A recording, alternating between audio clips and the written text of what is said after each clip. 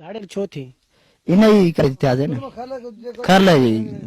ॿिए कंहिं में बि न ॿियो ज़ुल्म असां सां को बि न आहे इन जे करे थिया सॼी क़ौम खरलनि जहिड़ो थियो वरी केतिरा ई ॿिया ई जहिड़ा थींदा आया उन्हनि सां कंहिंजा कहिड़ा यार कंहिंजा कहिड़ा असां सां बि विढ़ंदा आया असां बि विढ़ंदा हुआसीं 5 यार असांजे बदिरां मुआ हूंदा वरी असां बि मारिया हूंदासीं उनजे बदिरां इन्हनि में थियासीं पर हीअ तोखे ज़िंदगी धाड़ियल वारी ॾुखी न लॻंदी आहे त सदाईं झंगनि में बरनि में माण्हू न को सहूलियतूं न छा सदाईं इहे तव्हांखे बंडोलियूं जेको आहे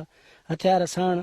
तमामु सवली ॻाल्हि आहे सुठी ॻाल्हि आहे जंहिं ॻाल्हि में जंहिंजी इज़त हुजे न उन खां मथे का बि शइ न आहे इज़त खां मथे का शइ न आहे ऐं इज़त जे करे हर शइ करणु जाइज़ आहे ऐं करणी पवंदी आहे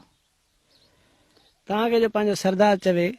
त तव्हां कुझु बि करे सघंदो उन हुकुम ते सरदार असांखे बि सीर ॾे न त बि असां हथ बि मथे न कंदासीं असांखे इहो यकीन आहे पंहिंजे दम में केरु अथव सरदार नज़रुनार जो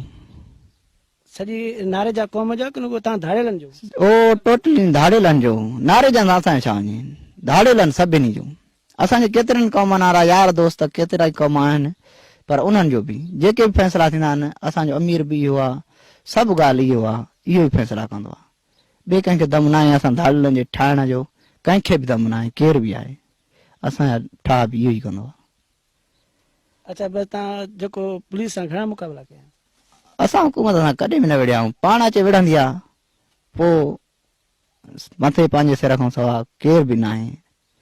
पोइ हणंदा आहियूं 4 गोलियूं पोइ जेके नसीब हुननि जी हूंदियूं आहिनि जेके असांजी थींदियूं आहिनि हुकूमत सां असांजो जहिड़ो ई न आहे पर हाणे जेको खणे थी न त बिल्कुलु असांजे हुकूमत सां जहिड़ो बि थींदो छाजे करे त असांजे वॾे सां अचे विढ़िया आहिनि घरनि में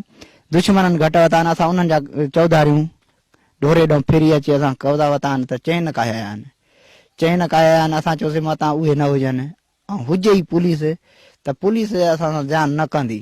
वरी बि असांखे पंहिंजे वॾे ऑर्डर कयो त कड़ो टोड़ियो पोइ हिते थी वेहो त जंहिं कंहिंखे बि नाजाइज़ी करे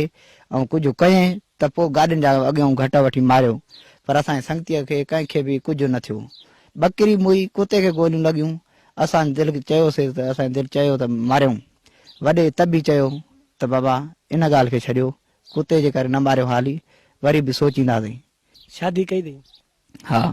घणी औलाद अथई 3 पुट आहिनि पोइ हिन पुटनि जो कोन्हे हुनखे तालीम वालीम ॾींदो पुटनि खे टिनी खे धाड़ेल कंदुमि छाजी तालीम आहे जॾहिं हे नाजाइज़ियूं आहिनि त छाजे कारण कंदासीं असां सुकून न गुज़ारियूं उन्हनि खे छाजे कारण सुकून गुज़ारींदासीं असां उन्हनि खे बि धाड़ेल कंदासीं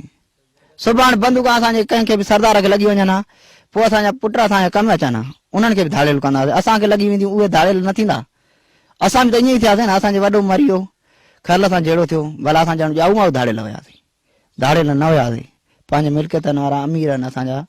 हूअं बि अमीर हुया हाणे त सरदार आहे पर अॻु बि अमीर हुया मिल्कियत आहे जॻह जेके ॾिसींदो बनियूं इहे इन्हनि जूं असां बि उन्हनि जा न खाधमा न करूं अहिड़ी ॻाल्हि न आहे